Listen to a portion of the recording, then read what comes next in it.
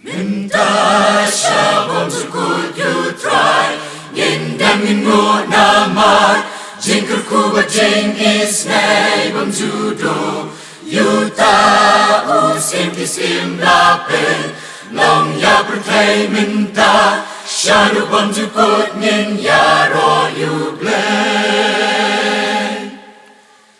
Ay badat kamen simhun, nin yaro yutray subun, namar ki Jingitynnad jong-un, Kingnes kem kin om Shaduh.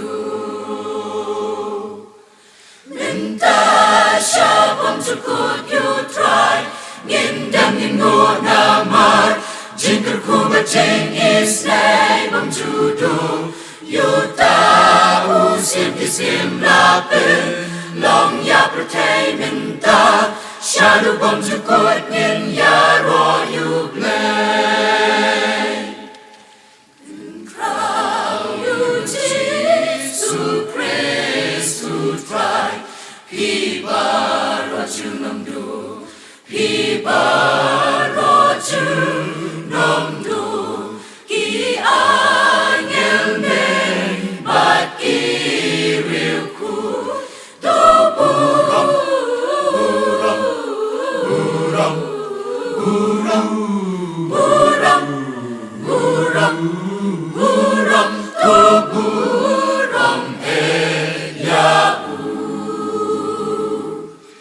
Mynta siya Bymjukut yutray, Yindam yingo namar, Jingrwai Jingiaseng Bymjukut, Yuta usim kisim lapin, Long ya berkay Mynta, Shaduh Bymjukut, oh hallelujah. Hallelujah, hallelujah, hallelujah, hallelujah, hallelujah. Sim ki sim, but try ki try. Sim ki sim, but try ki try.